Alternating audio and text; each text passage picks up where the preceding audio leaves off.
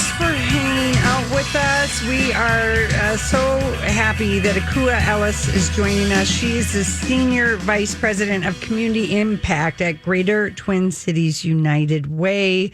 Akua, thanks you for joining us. Thank you for having me. It's a pleasure to meet you all virtually. Yeah, I know it. That is the way it is. Normally you would be in studio, but that feels like months ago. Or it really does. So, Akua, we need your help. Can you give us some? We just need your help. I've been really fortunate because some of our listeners have been suggesting people to talk to in our community and different organizations that might be helpful to help people understand the systematic racism that has been going on in the Twin Cities forever and in our country. And Kelly was fortunate enough today to say that you would be someone that we should really talk to because you, maybe give everybody a little background on your role with the Greater Twin Cities United Way. Sure. So as SVP of Community Impact for United Way, I'm responsible for all of our grant making, systems change and advocacy and coalition work, as well as operations of our 211 24/7 resource helpline. And all of that work is in service to a focus on household security, educational success, and economic opportunity. That's a lot. A lot of work. I know it. I know it. I have a tremendous team to help drive it all. That's good. So, as a leader and person of color focusing on helping people in the Twin Cities who do experience injustice and inequities, share with us, just your point of view on what we all saw happen last week with the murder of George Floyd. Yeah.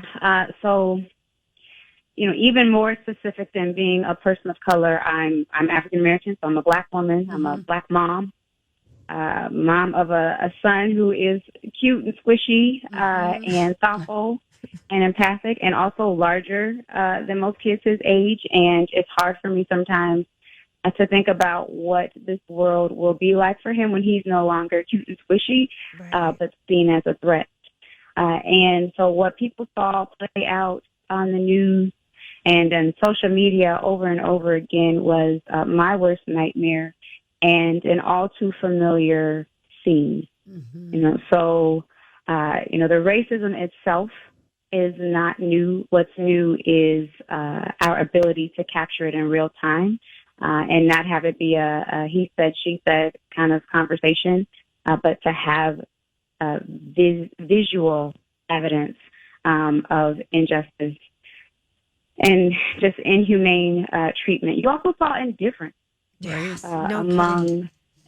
among the peers of that officer. Mm-hmm. What I would say is what we've seen in the last week in response to that video and the delay in arresting any officer is really the straw that broke the camel's back. Are you all able to hear me okay? Yeah, we are hearing you. We're just listening. Okay. Mm-hmm. Okay. It did seem like that. Like it was just, enough. How many times do we have to see this? And not just the death, but the arrogance that is required to do something so gruesome in broad daylight in front of your colleagues, in front of the general public. Mm-hmm. Just the depraved indifference for his life was just too much to bear. And I think Mr. Floyd represents the straw that broke the camel's back. This has been building over centuries. I recently came upon a history of state-sanctioned violence against Black bodies from the beginning of time. And there's a lot of similarities between what we have seen in recent history and the playbook that has spanned the existence of our country. And so this is not new. What's new is our ability to own the narrative in some instances and an unwillingness to just sit still. I think some of what we're experiencing in terms of the unrest is a battle between folks who have felt oppressed and been oppressed for centuries and those who are committed to maintaining their ability to beat oppressors. I was at a rally recently, and Valerie Castile, the mother of Philando Castile, shared that she mentioned, and I remember this after the verdict of the officer who killed her son. She cautioned us that if we don't make systemic change, this will happen again. And it has happened all across the country and right here in our own backyard, and for all of us to see. And we can't look away. No, you're right. And thank you so much for sharing, your experience and your knowledge with us. If you're just joining us, we're talking with Akua Ellis. She's Senior Vice President of Community Impact at the Greater Twin Cities United Way. This is a question that feels weird to ask you, but what does Black Lives Matter mean to you? Sure. So there's a broader movement, a decentralized movement that is Black Lives Matter, but I'll talk to you about what the phrase means to me, because I think it gets mixed up often. And I don't know how much of that is willful resistance to honoring the notion and how much is just a misunderstanding. So what I will say is the phrase Black Lives Matter to me means it's a demand. I demand that you treat me as though my life matters. It's a plea. Please see my humanity. And it's an affirmation. I do matter. Mm-hmm. Oh, yep. Thank you for saying, yeah, wow. well, had been talking before you got on the air that we were like so happy, like that Billie Eilish just fired off to all of her Insta people about this all lives matter. Like, just shut the hell up. It doesn't, like going to the breast cancer walk and yelling, all cancer matters. It's like I love it when that we were having a lot of, younger people of influence who are really speaking up and, demanding change also. It's so important. Yeah, it really is. What can we do, Akua? How can white people be better allies to people of color? How much time do we have? No, we got time, Akua. We got time.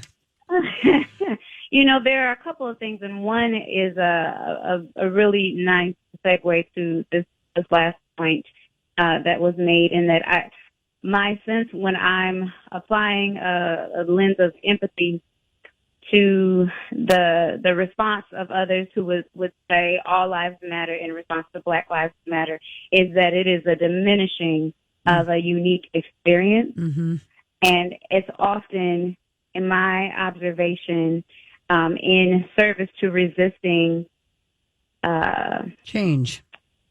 But also it's resisting an uncomfortable conversation. Yep. It's resisting reckoning with an uncomfortable truth. And so one of the things, a very simple thing that your listeners can do and other white folks can do is to resist the urge to minimize uncomfortable conversation. I can't tell you how many times I've sat around tables with major decision makers or policy makers where the work is focused on equity in name, but the moment the topic of race and more specifically racial inequality or oppression comes up, it goes over like a lead balloon. Right. We've gotten really good at using the term equity. It's become somewhat of a buzzword for some folks, or you feel obligated to speak to it without any real commitment to the notion, which is sharing of power, which is, listening to those who are directly impacted by whatever change it is that you're trying to create and leveraging their lived experience to inform the work going forward. We have lots of people with lots of fancy degrees and expertise academically, or maybe even in practice, but not necessarily on the receiving end of that practice, who are making decisions for folks who have answers but lack access to resources, lack access to an ear, lack access to a platform.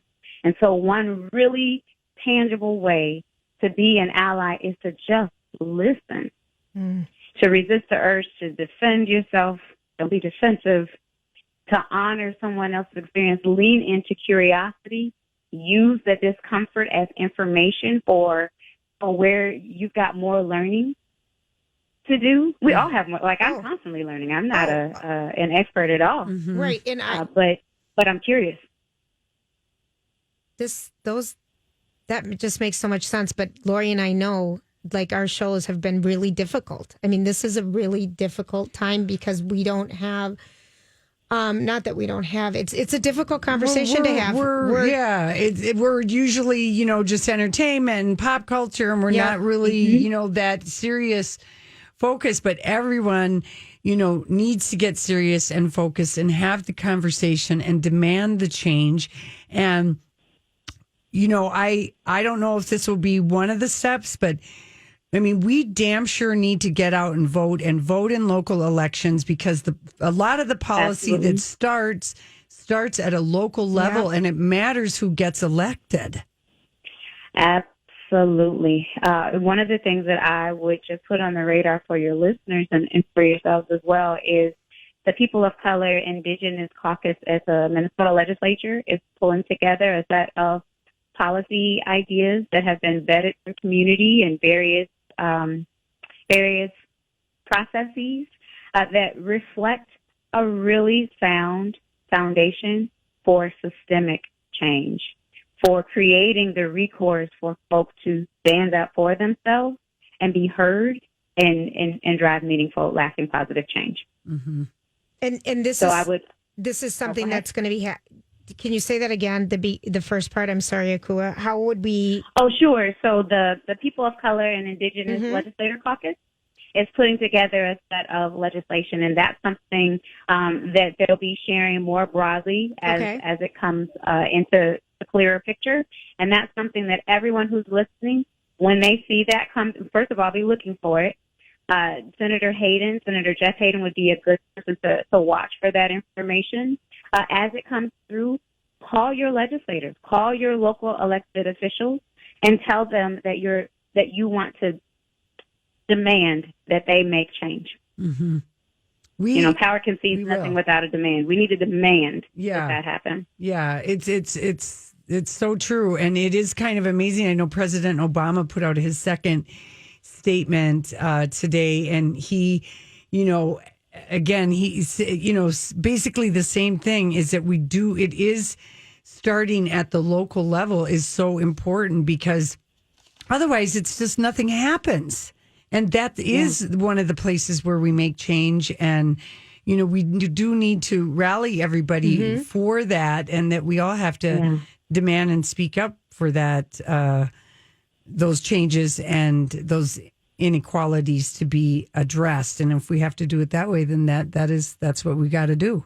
No more looking away. I want to make absolutely. I think you're absolutely right. Two more tangible suggestions that I would offer is so I've had lots of opportunity to lead conversations around racial equity with largely white organizations or groups.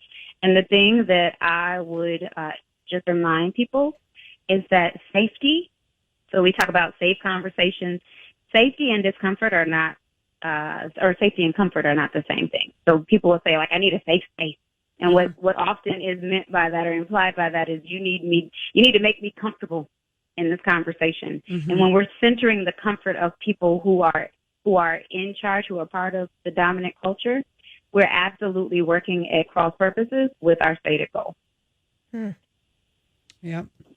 All right, Akua, we appreciate your time today so much. We're going to keep your number. Thank you for the opportunity. Absolutely. We're going to keep your number, and I hope we can talk to you again, and just appreciate it. I would love that. And let's keep moving forward for justice, and we appreciate it, and we'll be right back.